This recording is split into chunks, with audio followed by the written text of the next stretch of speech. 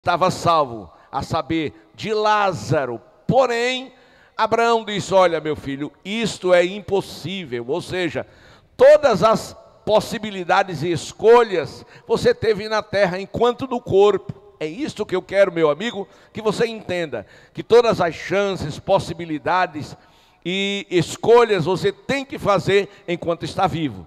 Depois da morte, a Bíblia diz que o homem está ordenado a morrer uma só vez, vindo depois disso o juízo. Depois da morte é tarde demais. Não adianta pensar nessas coisas depois da morte. Não.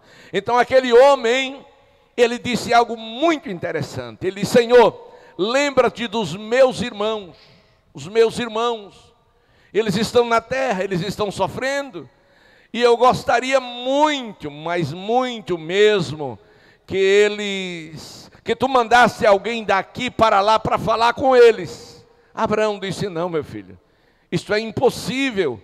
Lá na terra eles têm os profetas, ouçam-nos os profetas. Se fosse hoje, Jesus diria desta maneira: olha, lá na terra eles têm a minha igreja, ele tem os meus pregadores, os meus cantores, as minhas cantoras.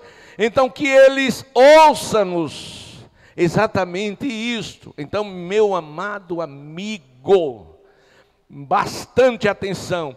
O evangelho é o poder de Deus e a salvação para aquele que crê. Independente se você acredita ou não que o homem vai para o céu, o homem vai. Independente ou não que você acredite que o homem vai para um lugar de sofrimento, independente da sua crença, o homem vai. Ou seja, a forma de você pensar não vai mudar a verdade. Por isso, Jesus disse, João escreveu sobre Jesus, disse: e se o Filho do Homem vos libertar, verdadeiramente sereis livres. Livres do quê, pastor? Livre do pecado, livre da condenação eterna. Glória a Deus, é esta liberdade que Deus quer lhe conceder. Então observe uma coisa, no texto em que nós lemos, um homem no meio da multidão, aquele homem se aproximou de Jesus e disse: mestre, um reconhecimento de que Jesus Cristo era mestre. Eu trouxe o meu filho a ti, eu vim procurá-lo, eu trouxe meu filho, porque eu tenho certeza de uma coisa, que o Senhor tem poder, tem autoridade de libertar o meu filho. Sabe, mestre, aonde os espíritos encontram o meu filho, eles lançam o meu filho da terra, o meu filho espuma pela boca, e range os dentes. E eu não te encontrei, mas encontrei os teus discípulos, e eu pedi a eles que eles fizessem alguma coisa. Mas, mestre, eles não puderam fazer coisa alguma. Eles não puderam fazer nada. E a pergunta que não nos deixa, que não nos permite calar, é a seguinte: por que os discípulos de Jesus, que andaram com Jesus, que sentaram à mesa com Jesus, que viram os milagres que Jesus fez, que também foram instrumentos de Deus para também operar, por que eles não puderam expulsar? E a resposta é fácil e simples, está no texto: por causa da desobediência. A desobediência foi o que impediu que eles tivessem autoridade, ou exercessem a autoridade que tinha sobre os demônios. Glória a Deus. A Bíblia diz que tudo é possível àquele que crê. Mas não é isso o foco. O foco é o seguinte: Jesus, movido pelo Espírito Santo, convoca todos os seus discípulos para ir a uma noite de vigília, de oração e de jejum. Jesus se dirige ao Monte Tabor para passar uma noite jejuando e orando. E certamente chamou os 12 discípulos, dos quais apenas 3 se dispuseram a subir ao sacrifício. Glória a Deus. Nós vivemos numa geração de crentes acomodados, de crentes que já não se dispõem à oração e ao jejum. E você não sabe, irmão, o risco que você está correndo. Mas escute, o Senhor passa para o monte com os 3, e ali naquele monte, a palavra de Deus diz que Jesus Cristo, diante de Tiago, de Pedro e de João, ele transfigurou-se. Glória a Deus. As roupas do Senhor tornaram-se brancas, de um branco resplandecente, está escrito. Apareceu diante deles Elias, Moisés, e Jesus conversava com eles. E aqueles 3 estavam ali estupefatos. Foi uma noite de manifestação de glória na presença do Senhor. Ao amanhecer do dia, com os 3, movido por aquela glória, desce Jesus. E para a surpresa dele, não estava apenas os 9 que não subiram ao monte. Ele esperava encontrar os 9, mas ele encontrou uma grande multidão. E do meio daquela multidão surge um homem que se aproxima dele e relata um fato lamentável. Aliás, um não, 2 fatos lamentáveis. O primeiro fato lamentável era a situação do seu filho, que era possuído por demônios, e ele estava impotente, sem saber como resolver aquela situação. O segundo fato lamentável é que os discípulos falharam na sua missão. Não tiveram autoridade para expulsar os demônios, uma vez que esta autoridade já havia sim sido conferido a eles. Na comissão dos 70, na comissão dos 12, eles estavam lá. Na comissão dos 70, eles estavam lá. Glória a Deus. E voltaram com muita alegria, porque disseram: Senhor, no teu nome, os espíritos, os demônios se sujeitam a nós.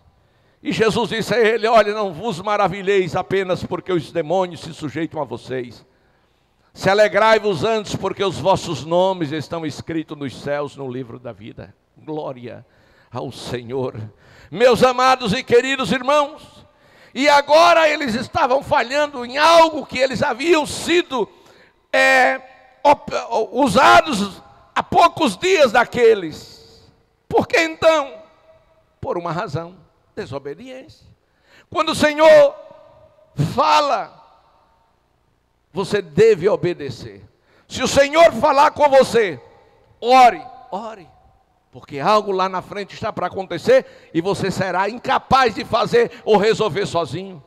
Então, o Espírito Santo em nós, em você, é que deve dirigir a sua vida na vontade de Deus. O maior problema é você permitir que Deus dirija a sua vida. Glória a Deus. O Espírito nos foi dado não apenas para louvar com unção, pregar com unção, orar com unção, mas o Espírito nos foi dado sobretudo para nos dirigir na vontade de Deus. Quantas vezes queremos algo que entendemos que vai ser muito bom para a gente, mas não é a vontade de Deus. E Deus não calou. Você sabia que Deus ainda não calou? Você sabia que Deus ainda não parou de falar? O problema não está em Deus, está no homem que deixou ou não quer lhe dar ouvido. Deus diz: vai por aqui. Ele diz: por ali é melhor. Glória a Deus. Eu estou vendo que aquele lugar, que aquelas campinas vai ser uma bênção para meu gado. Foi essa a visão de Ló. Ele escolheu pela vista, e tem muita gente na nossa geração escolhendo pela vista. Não, meu irmão, não escolha pela vista. Não ande pela vista, ande pela fé. Então os discípulos não achou necessário aquele sacrifício, aquela noite de oração, de jejum. Tem muitos crentes que acham isso bobagem, que não precisa de orar tanto, de jejuar. Não precisa não, de ler a Bíblia todo dia, sem saber que ela é o alimento para a alma. Que é ela que nos capacita, que nos dá força, que nos dá alento, que nos dá direção. Mas escute, queridos, aí para surpresa do Senhor, o homem lhe procura e diz: olha, Senhor, eu vim aqui, a sua procura é que meu filho, a situação dele é esta. E certamente vou conjecturar, o Senhor disse: mas os meus discípulos não estavam aí? Eles disseram: eu fui a eles, e até que os coitados tentaram, mas não conseguiram. Glória a Deus. E o Senhor orou, repreendeu o demônio, e o menino ficou livre. E aquele momento foi outra alegria no espírito. Mas quando saíram dali, em particular, os discípulos foram lá e disseram: mestre, me diga uma coisa, por que nós não podemos expulsar? Eu não teria coragem de fazer esta pergunta. Eu não teria coragem. Eu tinha mais que tentar mudar a minha visão. Eu tinha mais que me arrepender pela minha desobediência. Eu tinha mais que procurar ver Jesus como o meu modelo. Glória a Deus. Porque na vida você que está em casa, olhe para mim. Na vida você precisa sempre ter alguém que lhe sirva como referencial. Você quer ser o quê? Quer ser um homem de Deus? Ok. Mas você acha isso muito complicado, complexo, difícil? Então você olha a vida de homens de Deus, a começar pelas Escrituras, e fazer paralelo com a sua geração, com a minha geração, com a nossa geração. O que é preciso para ser um homem de Deus? A Bíblia mostra. Glória a Deus. O que é preciso ser para ser uma mulher de Deus? A Bíblia revela. E se aproximar o máximo que puder dessas pessoas que lhe servem de exemplo, que lhe servem de modelo. Glória a Deus. Nós temos sim na nossa geração pessoas que nós podemos imitá-las, pessoas que são exemplos. Temos pessoas cheias de bons exemplos, como também temos pessoas cheias de maus exemplos, infelizmente. Mas a grande verdade é que eles procuraram a Jesus para questioná-lo, perguntando por quê nós não podemos expulsar. Glória a Deus. E a Bíblia diz que, isso está no versículo 28, quando os discípulos perguntaram, Jesus disse: essa espécie só sai pela oração e pelo jejum. O que Jesus quis dizer? Vocês perderam uma boa oportunidade de ter subido ao monte e passar a noite orando comigo. Vocês perderam uma boa oportunidade de ter crucificado a carne com as suas paixões. E eu ainda acrescento: o que vocês estavam fazendo lá embaixo? Será que eles estavam contando as bênçãos? Ou será que eles estavam assim, alguma fofoca, aquela fofoca corriqueira, né? Do irmão, da irmã. A Bíblia não diz o que é que eles estavam fazendo. A Bíblia só nos leva a ver que a lição de Jesus foi tremenda. Esta casta de demônios só sai com oração. Em outras palavras, vocês não estavam orando. Como é que vocês querem serem usados? Vocês não jejuaram? Como é que vocês querem ser usados? Você já viu aquele irmão, aquela irmã, que só quer as bênçãos de Jesus, mas não quer Jesus.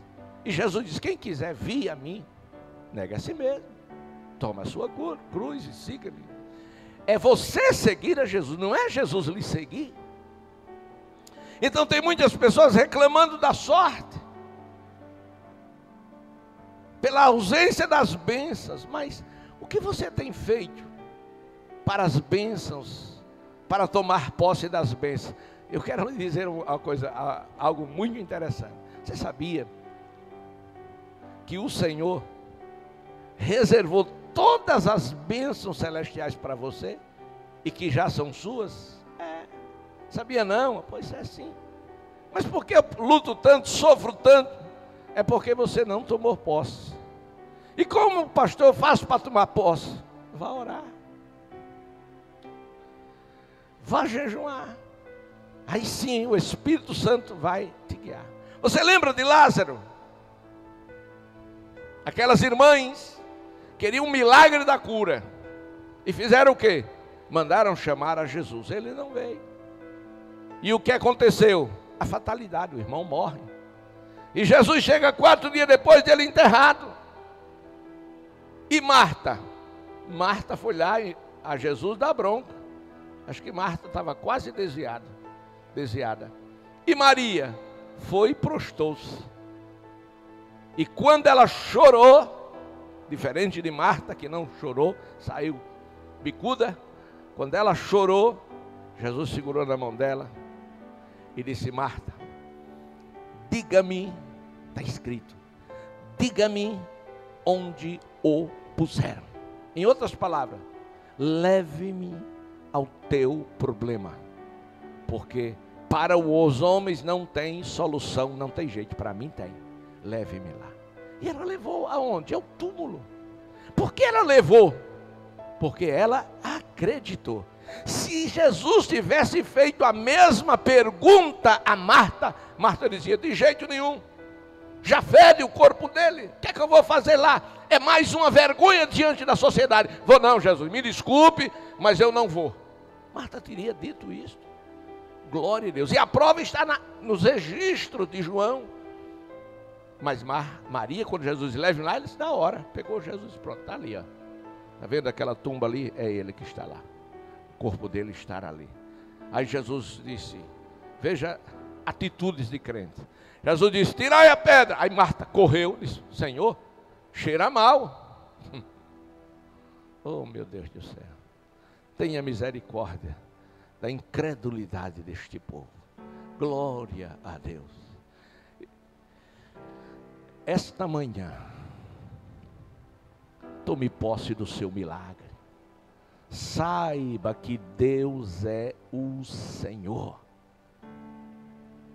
E o Senhor real, vivo e presente. Está escrito que Ele é o mesmo ontem, era apostólica, hoje, esse momento que estamos vivendo, e eternamente. Amanhã. Que Deus em Cristo vos abençoe grandemente, no nome de Jesus. Vamos ouvir.